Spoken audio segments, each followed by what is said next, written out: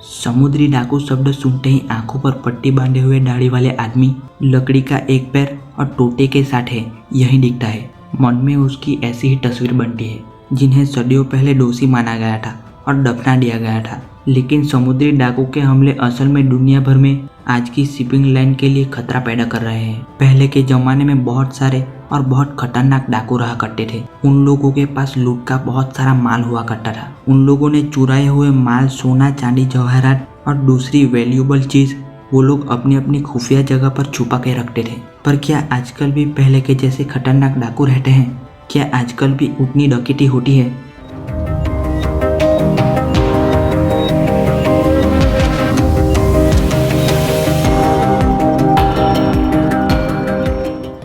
समुद्री डाकू जो बड़े छोटे और कीमती सामानों वाले जहाज को लूटते हैं। लेकिन क्या समुद्री डाकू आज भी मौजूद है? दुनिया के कई हिस्सों में पायरेसी अभी भी एक गंभीर समस्या है और ये बढ़ती ही जा रही है। इस वीडियो में हम अभी के समुद्री डाकू दुनिया पर एक नज़र डालेंगे। हम देखेंगे कि वो कौन है, क्या करते हैं और वो अभी भी खतरा क्यों बने हुए हैं।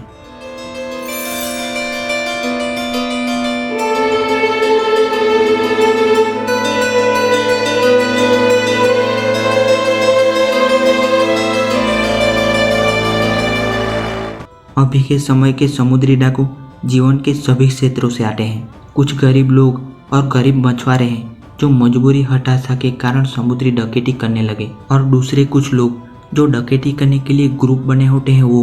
वो लोग साथ मिलकर डकैती करते हैं और प्रॉफिट बांट लेते हैं। अभी के समय के समुद्री डाकू आमतौर पर ऑयल प्रोडक्ट्स, केमिकल्स और मेटल्स जैसे वैल्यूएबल माल ले जाने वाले कमर्शियल जहाज़ों को निशाना बनाते हैं। वो मछली पकड़ने वाली छोटी बोट और दूसरे छोटे जहाज़ों को भी निशाना बनाते हैं। समुद्री डाकू जहाज़ों पर हमला करने के लिए कई तरह के तरीकों का इस्तेमाल करते हैं। वो ज़बरदस्ती जहाज़ों पर चढ़ जाते हैं या दूर से ही जहाज़ों पर गोलीबारी करने के लिए छोटी बोटों का इस्तेमाल करते हैं। एक बार जब जहाज़ पर उनका कब्जा हो जाता है तो समुद्री डाकू आमतौर पर माल चुरा लेते हैं और क्रू से फिरौती मांगते हैं। समुद्री डाकुओं के हमले जहाज के लोगों पर खराब प्रभाव डालते हैं। हमलों में जहाज पर जो लोग होते हैं वो मारे जा सकते हैं। जहाज और माल एकदम खत्म या उसे नुकसान हो सकता है। व्यापार को मिलियंस डॉलर्स के लॉसेस करवा सकते हैं। ऐसे कई कारण हैं जो समुद्री डकैती के लगातार खतरे की वजह है।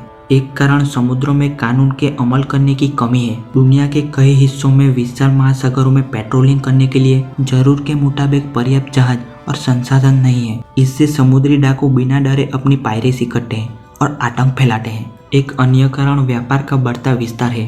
अभी के समय में लगभग सभी देशों से जहाज आते हैं और उस देश में जाते हैं। पहले से कई अधिक माल समुद्र के रास्ते दुनिया भर में भेजा जा रहा है। ये बढ़ा हुआ ट्रैफिक समुद्री डाकुओं को ज्यादा टारगेट देता है, ज्यादा पायरेसी करने का मौका देता है। डाकुओं को इस कारण मौके मिलते रहते हैं पायरेसी करने के लिए। एक छुट्टी तो दूसरी आएगी। और आखिर में देखें तो पायरेसी का सबसे बड़ा और अहम कारण आर्थिक असमानता है। ग्रोइंग इकोनॉमी वाले देश में बहुत से लोग गरीब होते हैं और पैसे कमाने के लिए उनके पास बहुत कम अवसर होते हैं। उनमें से कुछ लोग पैसे कमाने के लिए और पैसे ज़्यादा और जल्दी कमाने के लिए डाकू बन जाते हैं, भले ही ये खतरनाक क्यों ना हो या इलीगल क्यों ना हो। पायरेसी को रोकने के लिए कई चीज़ें की जा सकती हैं। एक तो समुद्र में पेट्रोलिंग करने वाले जहाज़ों और संसाधनों की संख्या बढ़ाना। इससे समुद्री लुटेरों के लिए काम करना और भी मुश्किल हो जाएगा। दूसरी चीज़, समुद्री डकैती पर कंट्रोल पाने के लिए सब देश एक साथ मिलकर सही से काम करें, तब ये काम हो सकता है। इससे सभी देशों को खुफिया जानकारी पता होना और समुद्री डाकुओं को पकड़ने और उन पर एक्शन लेने के अपने प्रयासों में एकता लाने में मदद मिलेगी। समुद्री डकैती एक गंभीर समस्या है जो समुद्रों में बोट पर घूमने आए लोग और देश की इकोनॉमी की सुरक्षा के लिए खतरा है। लेकिन ये एक ऐसी समस्या है जिसे आज के ज़माने में हल किया जा सकता है। साथ मिलकर काम करके समुद्रों को सभी के लिए सुरक्षित बना सकते हैं। टीम बना के समुद्री डकैती 2010 में अपने चरम स्तर पर पहुंच गई थी, जिसमें लगभग 445 घटनाएं दर्ज की गई। समुद्री डाकुओं के हमलों से खतरों में आने वाले क्षेत्रों में इंडोनेशिया, मलेशिया और नाइजीरिया शामिल है। यहाँ समुद्री डाकू देशों में या आसपास के क्षेत्रों में नेचुरल रिसोर्सेज की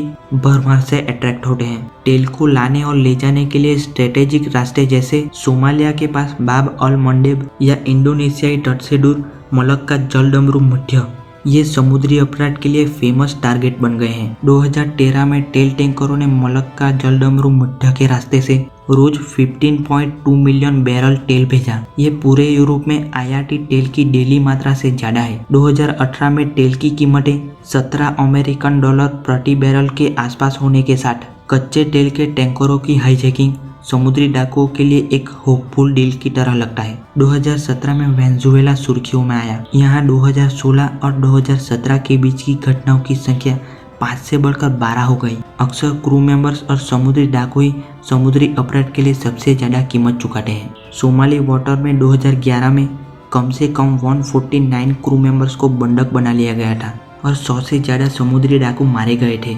ज्यादातर नौसैनिक बलों जैसे हथियारों वाले गार्ड द्वारा, जिन्हें व्यापार के जहाजों की सुरक्षा के लिए सेंट्रल इंपोर्टेंस के रूप में देखा जा रहा है। आप इस चार्ट में दुनिया भर में हुए पायरेट्स द्वारा अटैक देख सकते हैं। यहाँ हम देख सकते हैं कि 2010 में सबसे ज्यादा पायरेट्स द्वारा अटैक हुए। फिर हम देख सकते हैं कि बढ़ते हुए समय के साथ 2011, 12, 13 में कैसे पायरेट्स अटैक कम हो रहे हैं और अभी के समय में हाल ही में 2022 में 115 केस हैं। ये पहले के मुकाबले बहुत कम हो गए हैं। ये शायद अभी की टेक्नोलॉजी और प्रगति के कारण हो सकता है और इस पर एक्शन भी ज़्यादा लिया जा रहा है।